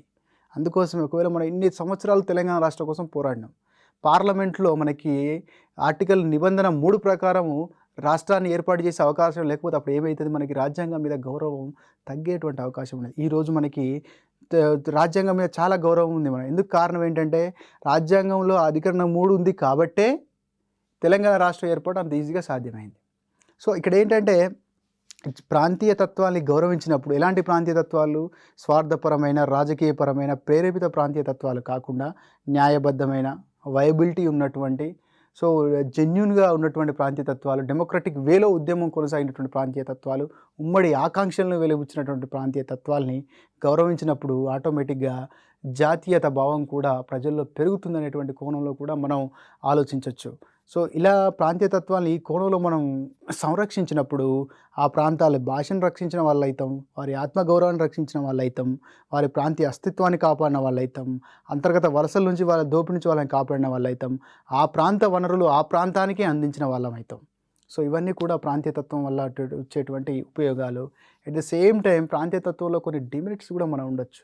ఇది విపరీతమైన పోకడలకు దారి. రాష్ట్రంలో ఇంకో రాష్ట్రం కావాలి, ఇంకో రాష్ట్రం కావాలి. ఇది ఎక్కడి వరకు పోతుందంటే ఈ ఈ సహేతుకమైనటువంటి ప్రాంతీయ తత్వాలతో పాటుగా సహేతుకత లేనటువంటి ప్రాంతీయ తత్వాలు కూడా వచ్చేటువంటి అవకాశం ఉంటుంది. రాజకీయ స్వార్థం వల్ల పొలిటికల్ అండర్స్టాండింగ్ తీసుకురావాలని, ప్రభుత్వాన్ని అస్థిరపరచాలని. సో ఇలాంటి కారణాలు మళ్ళీ ఇందులో ప్రాంతీయతత్వానికి పాలిటిక్స్ ఎంటర్ కావడం వల్ల ఆ ప్రాంతీయతత్వం అట్లా కాస్త కలుషితమై రకరకాలుగా దారి తీసేటువంటి అవకాశం ఉంటుంది. అశాంతికి దారి చేయడము, తర్వాత ఇక్కడ అభివృద్ధికి ఆటంకంగా ఉండడము, పోరాటాలు, జాతిపరమైన పోరాటాలు, సెషనిజం రావడము. సో ఇలాంటి ఒక అన్రెస్ట్ కల్చరు, అన్రెస్ట్ బిహేవియర్ సొసైటీలో రావడానికి ప్రాంతీయతత్వాన్ని ఒక స్వార్థ శక్తులు ఉపయోగించుకునేటువంటి అవకాశం మనకి అవపడుతూ ఉంటుంది. మొత్తం మీద చూసుకున్నట్టయితే ఈ ప్రస్తుతం భారతదేశంలో మనకి ప్రధానంగా 5 రూపాల్లో మనకి ప్రాంతీయతత్వం అవపడుతూ ఉంటుంది. ప్రధానంగా 5 రూపాల్లో అవపడుతుంది. ఒకటి వేర్పాటువాద ప్రాంతీయతత్వము, సెషనిస్ట్ ప్రాంతీయతత్వము. సెషనిస్ట్ ప్రాంతీయతత్వం అంటే మేము కంప్లీట్గా వేరే ఉంటాం అని చెప్పేసి జమ్మూ కాశ్మీర్లో ఉన్నటువంటి డిమాండు, కర్బీ అంగ్లాండ్ డిమాండ్. సో ఇలాంటి ప్రాంతీయతత్వాలు చాలా ప్రమాదకరమైనటువంటివి. ఇవి ఈ సెషనిస్ట్ వేర్పాటువాద ప్రాంతీయతత్వాలు ఎప్పుడు కూడా ఎక్స్ట్రీమిజం వేలో, బీతావాహ పద్ధతిలో, టెర్రరిస్ట్ మోడల్లో, అంటే టెర్రరిస్ట్ అంటే బీతావాహ పద్ధతి, ఆ టెర్రరిస్ట్ మోడల్లో ముందుకు పోవడానికి ప్రయత్నిస్తూ ఉంటాయి. అలాగే రెండవది రాష్ట్రాంతర ప్రాంతీయవాదం, దాన్నే ఆంగ్లంలో సూప్రాస్ట్రేట్ ప్రాంతీయవాదము లేదా రాష్ట్రాంతర ప్రాంతీయవాదము. సూప్రాస్ట్రేట్ ప్రాంతీయవాదం అంటే ఏం లేదు, కొన్ని రాష్ట్రాలు ఉమ్మడిగా మరికొన్ని రాష్ట్రాలని వ్యతిరేకించడం. ఫర్ ఎగ్జాంపుల్ ద్రవిడ రాష్ట్రాలన్నీ కూడా కలిసి ద్రవిడిస్తాన్గా ఏర్పడాలనేటువంటి డిమాండ్. దక్షిణ రాష్ట్రాలన్నీ కూడా ఉత్తర భారతదేశానికి వ్యతిరేకంగా వాణి వినిపించే డిమాండ్, లేదా ఉత్తర భారతదేశం దక్షిణ భారతదేశాన్ని వేరుగా చూపేటువంటి ఉత్తర భారతదేశం మేము దక్షిణ భారతస్థులమని, ఈశాన్య రాష్ట్రాలకు సంబంధించినటువంటి వారు అంతా కూడా మమ్మల్ని చిన్నచూపు చూస్తుంది ఢిల్లీ అనేటువంటి భావనతో వచ్చేటువంటి వాటిని, అంటే కొన్ని రాష్ట్రాలు ఉమ్మడిగా మరికొన్ని రాష్ట్రాల పట్ల ప్రాంతీయతత్వాన్ని చూపేటువంటి విధానాన్ని రాష్ట్రాంతర ద్రవిడ రాష్ట్రాలని, నాన్ ద్రవిడియన్ రాష్ట్రాలని, సో నార్త్ స్టేట్స్ అని, సౌత్ స్టేట్స్ అని, సో ఇలాంటి దాన్ని మనం సూప్రాస్ట్రేట్ ప్రాంతీయతత్వం అంటాం. అలాగే మూడవది అంతర్రాష్ట్ర ప్రాంతీయతత్వము, ఇంటర్స్టేట్ ప్రాంతీయతత్వం అంటే ఒక రాష్ట్రానికి మరొక రాష్ట్రానికి మధ్యలో వచ్చేటువంటి గొడవలకు ఫలితంగా వచ్చేటువంటి ప్రాంతీయతత్వం. ఉదాహరణకి ముఖ్యంగా నదీ జలాల వివాదం విషయంలో మనకి క్లియర్గా అవపడుతూ ఉంటాయి. అలాగే ఉమ్మడి భూభాగాల విషయంలో కూడా క్లియర్గా అవపడుతూ ఉంటాయి. ఉమ్మడి వనరుల విషయంలో కూడా 2 రాష్ట్రాలకి మనం చూసినట్టయితే కేరళకి, తమిళనాడుకి ముల్లపెరియార్ డ్యామ్ విషయం, కావేరీ నదీ జలాల విషయంలో ఇప్పుడు అగ్నిగుండమే రగులుతుంది. సుప్రీంకోర్టు డైరెక్షన్లు కూడా ఇవ్వడం జరిగింది కర్ణాటకకి మరియు తమిళనాడుకి. మాండవి నది విషయంలో మహారాష్ట్రకి, గోవాకి జరిగేటువంటివి. సో ఈ గొడవలన్నీ కూడా ఇప్పుడు ఇందిరా సాగర్ విషయంలో ఒరిస్సా, ఛత్తీస్గఢ్ అండ్ తెలంగాణ, ఆంధ్రప్రదేశ్ ఈ 4 రాష్ట్రాలకు సంబంధించినటువంటి ఇందిరా సాగర్ గొడవ, బాబ్లీ గొడవ, ఆల్మట్టి గొడవ, ఇవన్నీ కూడా అంటే నదీ జలాలు ఉమ్మడిగా వెళ్తున్నాయి కాబట్టి ఒప్పందాల ప్రకారం ఇవ్వకుండా ఏ రాష్ట్ర ప్రయోజనాల కోసం ఆ రాష్ట్రం ఆలోచించడం వల్ల, తమ ప్రాంతం కోసం నదీ జలాలను ఎక్కువగా వాడుతూ తమ ప్రాంతీయతత్వాన్ని వెలుబుచ్చడం వల్ల ఆ రకంగా ప్రాంతీయతత్వం వచ్చేటువంటి అవకాశం ఉంటుంది. సో దాని తర్వాత 4వ రకమైన ప్రాంతీయతత్వం ఏంటంటే అంతఃరాష్ట్ర. ఇంతకుముందు మాట్లాడుకునేది మనం అంతర్రాష్ట్ర, ఇప్పుడు చెప్పుకునేది 4వది అంతఃరాష్ట్ర. ఇంట్రాస్టేట్ అంటే ఆ రాష్ట్రం లోపట్నే మళ్ళీ ఒక రాష్ట్రం కావాలనే వాదన. దీన్నే మనం ఉపప్రాంతీయతత్వం లేదా ఉపప్రాంతీయవాదం అంటాం. ఈ ఉపప్రాంతీయవాదం రావడానికి ప్రధాన కారణం ఏంటంటే ఒక రాష్ట్రంలోనే అంతర్గత వలసలుండి, ఒక రాష్ట్రంలోనే భిన్న సామాజిక సాంస్కృతిక పరిస్థితులు ఉండడం, ఒక రాష్ట్రంలోనే ఒక పక్కన బాగా అభివృద్ధి చెందినటువంటి వర్గం, ఒక పక్కన బాగా వెనుకబడినటువంటి వర్గం, రెండు ఒకే దగ్గర నివసించినప్పుడు ఈ రకమైనటువంటి ఇంట్రాస్టేట్ ప్రాంతీయతత్వాలు వస్తాయి. ఈ ఇంట్రాస్టేట్ ప్రాంతీయతత్వాలకి ప్రధాన కారణం అంతర్గత వలసలు, ఒక వర్గం వారు, ఒక ప్రాంతం వారు ఆ రాష్ట్రంలో మరొక ప్రాంతం మీద దోపిడీ చేయడము, పెత్తనం చేయడమే కారణం అనేటువంటి పెత్తనం చేయడం లాంటివే కారణంగా మనం గమనించవచ్చు. తెలంగాణ డిమాండ్ అనేది అంతర్రాష్ట్ర డిమాండ్గా ఎగ్జాంపుల్ తీసుకోవచ్చు. అలాగే ఈ వేర్పాటువాద లేదా సెషనిస్ట్ ప్రాంతీయతత్వము, రాష్ట్రాంతర ప్రాంతీయతత్వము, సూపర్ స్టేట్ ప్రాంతీయతత్వము, 3 అంతర్రాష్ట్ర ప్రాంతీయతత్వము, ఇంటర్స్టేట్ ప్రాంతీయతత్వము, 4 అంతర్రాష్ట్ర లేదా ఇంట్రాస్టేట్ ప్రాంతీయతత్వము. ఈ 4తో పాటుగా నాకు వెనుకబడి ఉన్నను, నాకు స్పెషల్ స్టేటస్ కావాలి అని ఆ ప్రాంత ప్రజల కోసం ప్రాంతీయ తత్వాన్ని వెలువరిచేటువంటి విధానాన్ని ఇప్పుడు ఆంధ్రప్రదేశ్ అడుగుతున్న స్పెషల్ స్టేటస్ లాంటి ఎగ్జాంపుల్స్ని మనం స్పెషల్ స్టేటస్ కోరేటువంటి ప్రాంతీయ తత్వాలుగా మనం భావించవచ్చు. సో ఈ ప్రాంతీయ తత్వాల వల్ల మనకు మెరిట్స్ ఉన్నాయి, డీమెరిట్స్ ఉన్నాయి. ఒక ప్రాంతం అభివృద్ధి చెందడం, భాష సంరక్షించబడడం, ఆ ప్రాంత అస్తిత్వం సంరక్షించబడడం, అంతర్గత వలస దోపిడీ నుండి రక్షించబడడం, బలహీన వర్గాలకు సంబంధించిన ప్రాంతాన్ని బలమైన వర్గాల వాళ్ళు వచ్చి దోపిడీ చేసినప్పుడు అరికట్టడం, భాషా మాండలికాలు సంస్కృతిని చేయడం, బతుకమ్మకు సెలవులు ఇవ్వడం కానీ, బతుకమ్మ పండుగను ఇంత గొప్పగా జరిపేటువంటి సంస్కృతి ఉమ్మడి ఆంధ్రప్రదేశ్లో మనకు లేదు. కొన్ని సందర్భాల్లో హైదరాబాద్లో బతుకమ్మను జరుపుకోవాలంటే కోర్టుకెళ్ళి పర్మిషన్ తెచ్చుకున్నటువంటి పరిస్థితి మనకు ఉమ్మడి ఆంధ్రప్రదేశ్లో ఉంది. కానీ ప్రస్తుతం బతుకమ్మ తెలంగాణ రాష్ట్రాన్ని దాటి, ఆసియా ఖండాన్ని దాటి, ఖండాంతరాలు దాటి తెలంగాణకు బ్రాండ్ అంబాసిడర్గా మారిందంటే మన బలమైన ప్రాంతీయతత్వాన్ని వినిపించి ప్రజాస్వామ్య పద్ధతిలో తెలంగాణని సాధించుకున్నాం కాబట్టి మన సంస్కృతి అనేది అంత వ్యాప్తి చెందింది. లేకపోతే ఈ రోజుకి కూడా బతుకమ్మ అనేది అలానే ఉండేది. సో ఇలా మనకి ఈ యొక్క ప్రాంతీయతత్వం వల్ల లాభాలను చెప్పుకోవచ్చు. అయితే ఈ ప్రాంతీయతత్వము అంటే బ్యాలెన్స్డ్ డిమాండ్స్, అన్బ్యాలెన్స్డ్ డిమాండ్స్ ప్రాంతీయతత్వానికి సంబంధించి స్వార్థపరమైన డిమాండ్స్ ఏవి మంచివి, ఏవి స్వార్థపరమైనవి అనేటువంటి పాయింట్ ఆఫ్ వ్యూలో మరి ఎలా చేయాలి, కేంద్రం ఏ పాత్ర పోషించాలి అనేటువంటి క్రమంలో మనకి స్టేట్ ఇనిషియేటివ్స్ని మనం క్లియర్గా చూడొచ్చు. అందులో జాతిపరమైనటువంటి జాతిపరమైనటువంటి ప్రాంతీయతత్వం రాకుండా మనకి గిరిజన ప్రాంతాలు ఉన్నాయి. గిరిజన ప్రాంతాల్లో మనం మామూలుగా సాంప్రదాయ చట్టాలను కాకుండా ఆధునిక చట్టాలను ప్రవేశపెట్టినప్పుడు గిరిజన ప్రాంతాల యొక్క ప్రధాన లక్షణం ఏంటి? సాంప్రదాయ నాయకత్వంపై తిరుగులేని విశ్వాసాన్ని కలిగి ఉండడం. అందులో మనం ఇంటర్వెన్షన్స్ పెడితే ఏమైతే వాళ్ళు యాక్సెప్ట్ చేయదు, తద్వారా అంట్రెస్ట్ వచ్చి వేర్పాటువాదానికి దాడిచ్చే ప్రయత్నాలు ఉంటాయి. కాబట్టి ఒక పక్కన వాళ్ళ సంస్కృతిని రక్షించినట్టు అవుతుంది, వేర్పాటువాదానికి విరుగుడుగుంటుందని చెప్పేసి 5వ షెడ్యూలు 6వ షెడ్యూల్ ద్వారా కొన్ని రాష్ట్రాల్లో గిరిజన ప్రాంతాలకు ప్రత్యేకమైనటువంటి పరిపాలన విధానాలను సూచిస్తూ తద్వారా వాళ్ళు అసంతృప్తి రాకుండా చేయడం జరిగింది.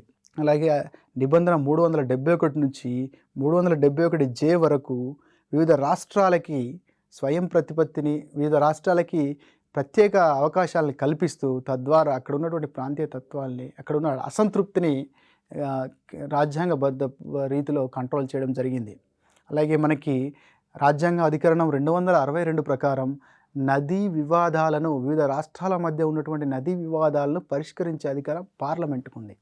అధికరణం 262 ప్రకారం దాన్ని ఆధారంగా చేసుకొని 1956వ సంవత్సరంలో పార్లమెంటు రివర్ బోర్డు చట్టాన్ని తీసుకొని వచ్చింది. అలాగే రివర్ వాటర్ డిస్ప్యూట్ యాక్ట్, ఈ రెండు 1956 సంవత్సరంలో రివర్ బోర్డ్ యాక్ట్ని, రివర్ వాటర్ డిస్ప్యూట్ యాక్ట్ని తీసుకొని వచ్చింది. ఈ రివర్ వాటర్ డిస్ప్యూట్ యాక్ట్ ఆధారంగా ప్రస్తుతం 8 నదులకు సంబంధించి వాటర్ ట్రైబ్యునల్స్ పనిచేస్తూ ఉన్నాయి. అందులో మనకి కృష్ణా నదికి 2 వాటర్ ట్రిబ్యునల్స్ ఉన్నాయి.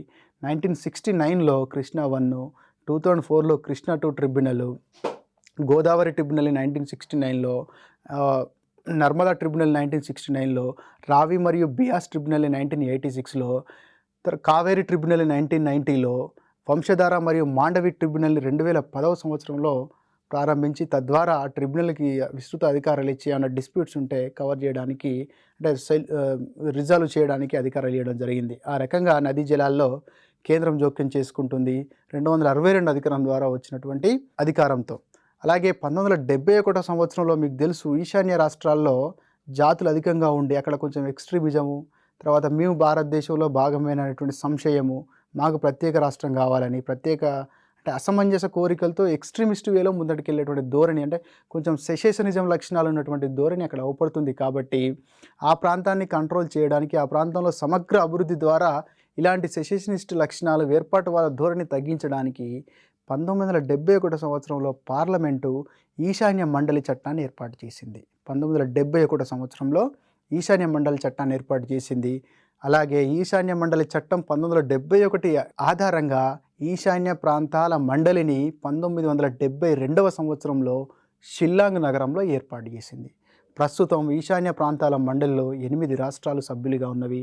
ఈశాన్య ప్రాంతాల యొక్క సమతుల అభివృద్ధి, సమగ్ర అభివృద్ధి అనేటువంటి అంశాల ప్రాతిపదికన ఈశాన్య రాష్ట్రాల మండలి పనిచేస్తూ ఉండి ఈశాన్య రాష్ట్రాలకి మరియు కేంద్రానికి మధ్య వారధిలాగా ఈశాన్య ప్రాంతాల మండలి మనకి పనిచేస్తూ ఉంది. అలాగే వివిధ రాష్ట్రాల మధ్య డిస్ప్యూట్ రాకుండా అన్ని రాష్ట్రాలకు అభివృద్ధి ఫలాలు సమంగా అందేందుకు దేశం తీసుకునేటువంటి చర్యల్లో అన్ని రాష్ట్రాలను సమానంగా భాగస్వాములను చేసేందుకు తద్వారా కేంద్రంపై నమ్మకాన్ని కలిగించేందుకు 1952 ఆగస్టు 6న నేషనల్ డెవలప్మెంట్ కౌన్సిల్ని ఏర్పాటు చేయడం జరిగింది. నేషనల్ డెవలప్మెంట్ కౌన్సిల్కిలో అన్ని రాష్ట్రాల సీఎంలు సభ్యులుగా ఉంటారు. ప్రైమ్ మినిస్టర్ ఆఫ్ ఇండియా దీనికి చైర్మన్గా ఉండడం జరుగుతుంది. అలాగే ఎస్ఆర్సి 1956 సూచనల ప్రకారం దేశం మొత్తాన్ని 5 ప్రాంతీయ మండలిగా ఏర్పాటు చేసినారు. ఎస్ఆర్సి 1956 ఎస్ఆర్సి సూచించింది దేశాన్ని మొత్తం ప్రాంతీయ మండలిగా ఏర్పాటు చేయండి, తద్వారా ఆ ప్రాంతం యొక్క సమస్యలను నెగోషియేట్ చేసినట్టు అవుతుంది, ఇమ్మీడియట్ పరిష్కారాలు దొరుకుతాయి అనేటువంటి పాయింట్ ఆఫ్ వ్యూలో దేశం మొత్తాన్ని 5 మండలిగా చేయడం జరిగింది.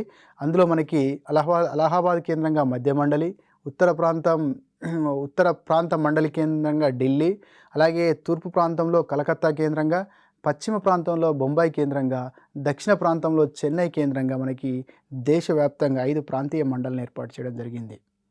అలాగే మీకు తెలుసు 2 రాష్ట్రాల మధ్య చాలా విషయాల్లో గొడవలు వచ్చేటువంటి అవకాశం ఉండే ఛాన్స్ ఉండొచ్చు. సో ఈ సమాఖ్య వ్యవస్థలో 2 రాష్ట్రాల మధ్య వచ్చేటువంటి గొడవలు కానీ, 2 రాష్ట్రాల మధ్య సహకారం కానీ, కోఆర్డినేషన్ కానీ డెవలప్ చేయడం కోసము మనకి ఆర్టికల్ 223 రాజ్యాంగంలో ఆర్టికల్ 223 క్లాజ్ ఏ చెప్తా ఉంది. దాంతోపాటు సర్కారియా కమిషన్ కూడా సూచించింది. ఇలా ఆర్టికల్ 23 క్లాజ్ ఏ మరియు సర్కారియా కమిషన్ సూచనల ప్రకారం 1990 మే 28న ఇంటర్ స్టేట్ కౌన్సిల్ని ఏర్పాటు చేయడం జరిగింది. సో ఈ ఇంటర్ స్టేట్ కౌన్సిల్కి ప్రధానమంత్రి చైర్మన్గా ఉంటాడు. వివిధ రాష్ట్రాల మధ్య సుహృద్భావ వాతావరణాన్ని, కోఆపరేషన్ని, కోఆర్డినేషన్ని పెంపొందించి తద్వారా ప్రాంతీయ తత్వాలు రాకుండా వివిధ రాష్ట్రాల మధ్య రాగద్వేషాలు లేకుండా చేయడమే ఇంటర్ స్టేట్ కౌన్సిల్ యొక్క ముఖ్య ఉద్దేశం. ప్రభుత్వం ఇన్ని చర్యలు చేపడుతున్నప్పటికీ, వెనుకబడిన ప్రాంతాల అభివృద్ధి ఫండ్ని ఇస్తున్నప్పటికీ కూడా కొన్ని మనకి ఇప్పటికీ సజీవంగా ఇంతకుముందు చెప్పుకున్నట్టుగా మనం ఈ ప్రాంతీయతత్వం అనేది సజీవమైంది, ఇప్పటికి కంటిన్యూ అయితేనే ఉంటుంది. సో ఇప్పటికి కూడా భారతదేశంలో వివిధ రాష్ట్రాల్లో ప్రాంతీయతత్వం బలంగా ఉంది, వారి వాదన వినిపిస్తూ ఉన్నారు. సో అందులో ముఖ్యంగా ఉత్తరప్రదేశ్ నుండి అత్యధికంగా 5 ప్రాంతీయతత్వ డిమాండ్లు ఉన్నాయి. ఉత్తరప్రదేశ్ నుంచి బుందేల్ఖండ్, హరిత ప్రదేశ్, సో పూర్వాంచలు, సో ఇలాంటి డిమాండ్స్, అవధ్ ప్రదేశ్, అలాగే ఉత్తరప్రదేశ్ రాజస్థాన్లోని భాగాలు కలిసి అవధ్ ప్రదేశ్, బీహార్ జార్ఖండ్ కలిసి మిథిలా, బీహార్ ఛత్తీస్గఢ్ యూపీ కలిసి భోజ్పురి రాష్ట్రము, అస్సాం నాగాలాండ్ తిమ్సా, ఒక కర్ణాటక రాష్ట్రంలో కర్ణాటక, కేరళ, తమిళనాడు రాష్ట్రాల్లో తులు డిమాండు, ఒరిస్సా, జార్ఖండ్, ఛత్తీస్గఢ్లలో కోసల డిమాండు, మణిపూర్లో కూకి డిమాండు, మేఘాలయలో గారో డిమాండు, అస్సాంలో కర్బీ అంగలాంగ్ డిమాండు, తర్వాత గుజరాత్లో సౌరాష్ట్ర డిమాండు, మహారాష్ట్రలో విదర్భ డిమాండు, పశ్చిమ బెంగాల్లో గుర్ఖాలాండ్ డిమాండు. సో ఇలా ఆయా ప్రాంతాల్లో ఇప్పటికి కూడా మనకు తీవ్రంగా ప్రాంతీయ పరమైనటువంటి తత్వాలు బాగా వినబడుతూ ఉన్నాయి. సో ముఖ్యంగా ఈశాన్య రాష్ట్రాల్లో కొన్ని విప్లవ గ్రూపులు, సెషనిస్ట్ గ్రూపులు తీవ్రవాద దారిలో హింసాయుత మార్గంలో పోరాటం చేయడానికి ప్రయత్నిస్తూ ఉన్నాయి. అందులో ముఖ్యంగా మీకు ఈ పాయింట్ ఆఫ్ వ్యూలో ఉల్ఫా అంటే ఫుల్ ఫామ్ ఏంటి, సో ఈ పాయింట్ ఆఫ్ వ్యూలో అడగవచ్చు. ఉల్ఫా అనే సంస్థ ఏ రాష్ట్రంలో విచ్ఛిన్నకర కార్యక్రమాలకు పాల్పడుతూ ఉంది, ఈ పాయింట్ ఆఫ్ వ్యూలో అడగవచ్చు. మనకి ముఖ్యంగా మిజోరాం స్టేట్లో మిజో నేషనల్ ఫ్రంట్ అయినటువంటి సంస్థ, త్రిపురలో ఆల్ త్రిపుర టైగర్స్ ఫోర్స్ అనేటువంటి సంస్థ, అలాగే అచిక్ నేషనల్ వాలంటీర్స్ కౌన్సిల్ అనేటువంటి సంస్థ, గారో నేషనల్ లిబరేషన్ ఆర్మీ అనేటువంటి సంస్థ, మేఘాలయలో గారో నేషనల్ లిబరేషన్ ఆర్మీ అనేటువంటి సంస్థ, మణిపూర్లో కూకీ ల్యాండ్ కోసం జరిపేటువంటి డిమాండు, అదే కూకీ నేషనల్ ఆర్గనైజేషన్ వాళ్ళు చేస్తారు ఈ డిమాండ్. కూకీ నేషనల్ ఆర్గనైజేషన్ అనే సంస్థ వాళ్ళు మణిపూర్లో కూకీ ల్యాండ్ డిమాండ్ కోసం చేస్తున్నారు. అలాగే యునైటెడ్ పీపుల్ ఫ్రంట్ కూడా మణిపూర్లో మరొక తీవ్రవాద సంస్థ. అస్సాంలో ముఖ్యంగా బాగా ఈశాన్య ప్రాంతాల్లో తీవ్రమైన అశాంతికి దారితీస్తున్నటువంటి సంస్థ ఏదన్నా ఉందా అంటే అది ULFA, ఉల్ఫా అని పిలుస్తాము. దీని full form united liberation front of Assam. గుర్తుపెట్టుకోండి బాగా, ఉల్ఫా అంటే united liberation front of Assam. అలాగే అస్సాంలో మరొకటి కర్బీ పీపుల్కి సొంత రాష్ట్రం కావాలని వేర్పాటువాద ధోరణిలో వెళ్తున్నటువంటి వాళ్ళు, టెర్రరిస్ట్ అంటే ఎక్స్ట్రీమిస్ట్ వేలో వెళ్తున్నటువంటి వాళ్ళు Karbi people liberation forces, Karbi people liberation forces అనేటువంటి సంస్థ, నాగాలాండ్లో నాగా సోషలిస్ట్ కౌన్సిల్ అనేటువంటి సంస్థ, ఈ ప్రధానంగా అక్కడ ఏంటంటే జాతిపరమైన వేర్పాటువాదం అనేది మనకి ఈశాన్య రాష్ట్రాల్లో పడుతుంది. ఎందుకంటే అక్కడ ప్రతి జాతి నాకంటూ ఒక రాష్ట్రం కావాలని పోరాట క్రమంలో ఈ యొక్క సెసెషనిస్ట్ మార్గంలో మరియు తీవ్రవాద మార్గంలో మరియు ఎక్స్ట్రీమిజం మార్గంలో వెళ్తూ ఉన్నారు. ఈ క్రమంలో అక్కడికి సాయుధ బలగాలను తరలించి ఆ సాయుధ బలాల ప్రత్యేక చట్టం ద్వారా ప్రత్యేక అధికారాలు ఇవ్వడం వల్ల ఈశాన్య ప్రాంతాల్లో ఉన్న అన్రెస్ట్ని కంట్రోల్ చేసేటువంటి క్రమంలో ఈశాన్య ప్రాంతాల్లో సైనికులు మానవ హక్కులను ఉల్లంఘిస్తున్నారు, మహిళల పట్ల హింసకు పాల్పడుతున్నారు అని చెప్పేసి ఇరోమి షర్మిల అనేటువంటి మహిళ చాలా కాలం నుంచి ఫాస్టింగ్ చేస్తూనే ఉంది. ఈ మధ్య కాలంలో అంటే ఇరోమి షర్మిల చేసి ఈశాన్య రాష్ట్రాల్లో ఇరోమి షర్మిల ఎందుకు చేస్తుంది? మణిపూర్ ఉక్కు మహిళ అంటాం. ఆమె ఎందుకు చేస్తుంది ఇరోమి షర్మిల అంటే ఈ ఈశాన్య రాష్ట్రాల్లో అభద్రత, ఈశాన్య రాష్ట్రాల్లో ఈ అలజడి అశాంతి ఉంది. దేనికోసము? ప్రాంతీయతత్వం పాయింట్ ఆఫ్ వ్యూలో ఈ అలజడిని అరికట్టడానికి సాయుధ దళాలకి ప్రత్యేక అధికారాలు ఇవ్వడం జరిగింది. ప్రత్యేక అధికారాలు ఇచ్చినప్పుడు పౌరుల యొక్క హక్కులకు, ముఖ్యంగా మహిళల యొక్క హక్కులకు భంగం కలుగుతుందని ఇరోమి షర్మిల అభిప్రాయపడుతూ ఆ భద్రతా దళాలకు ఇచ్చినటువంటి ప్రత్యేక హక్కులు వెనక్కి తీసుకోవాలి అని ఆమె ఎన్ని రోజుల నుంచి నిరాహార దీక్ష చేసుకుంటూ వస్తూ ఉంది. ఫాస్ట్ అంటూ డెత్ తను చేసుకుంటూ వస్తున్న ప్రభుత్వం ఆయన తీసుకెళ్ళడం, హాస్పిటల్కి వచ్చడం, సెలైన్లు ఎక్కేయడం, మళ్ళీ ఆమె ఇంటికి వచ్చిన తర్వాత మళ్ళీ ఇలానే కంటిన్యూషన్గా చేస్తూ ఉంది. కానీ రీసెంట్గా ఇరోమి షర్మిల గారు ప్రజాస్వామ్య పద్ధతిలో పోరాడతానికి ప్రకటించడం కూడా మనకందరికీ విదితమే. సో ఈ రకంగా ప్రాంతీయతత్వాన్ని అర్థం చేసుకున్నప్పుడు మనం ఏ పాయింట్ ఆఫ్ వ్యూ నుంచి వచ్చినా మనం క్వశ్చన్ చేయొచ్చు. ఒకటి, ఈ తీవ్రవాద వేర్పాటువాదానికి ఎక్స్ట్రీమిస్ట్గా మనకు సెషేషనిస్ట్ పాయింట్ ఆఫ్ వ్యూలో తీవ్రమైనటువంటి వేర్పాటువాదానికి పాల్పడేటువంటి గ్రూప్లకు సంబంధించి ఉల్ఫా కానీ, కర్బీ అంగ్లాంగ్, సో ఇలాంటి రాష్ట్రాలు అడగచ్చు. లేదా కోసల డిమాండ్ ఎక్కడుంది, విదర్భ డిమాండ్ ఎక్కడుంది, లేకపోతే కోసల, విదర్భ, తర్వాత అవధ్ ప్రదేశ్, హరిత ప్రదేశం 4 ఇక్కడ ఇచ్చేసి పక్కన 4 స్టేట్లు ఇచ్చి వాళ్ళిద్దరిని మ్యాచ్ చేయవచ్చు. లేదా ప్రాంతీయతత్వానికి లక్షణాల మీద క్వశ్చన్ అడగచ్చు. లేదా రివర్ బోర్డ్ యాక్ట్ ఎప్పుడు ఏర్పాటు చేసిన, వాటర్ డిస్ప్యూట్ యాక్ట్ ఎప్పుడు ఏర్పాటు చేసిన అని అడగచ్చు. సో ఈశాన్య మండలి చట్టం ఏంటి, ఈశాన్య మండలి ప్రాంతం అంటే ఏంటి, దేశాన్ని ఎన్ని జోనల్ కౌన్సిల్ విభజించినారు, అలాగే రాష్ట్రాంతర ప్రాంతీయవాదానికి, వేర్పాటువాద ప్రాంతీయవాదానికి, అంతర్రాష్ట్ర ప్రాంతీయవాదానికి, అంతఃరాష్ట్ర ప్రాంతీయవాదానికి మధ్య ఉన్నటువంటి తేడాలు లేకపోతే ఎగ్జాంపుల్స్, సో ఇలాంటి రూపంలో ఇప్పుడు అడిగేటువంటి ఛాన్స్ ఉంటుంది. కాబట్టి జాగ్రత్తగా దీన్ని అధ్యయనం చేసినట్టయితే ఈజీగా మీరు 1 నుంచి 2 ప్రశ్నలకి సమాధానాలు సులభంగా గుర్తించగలరు.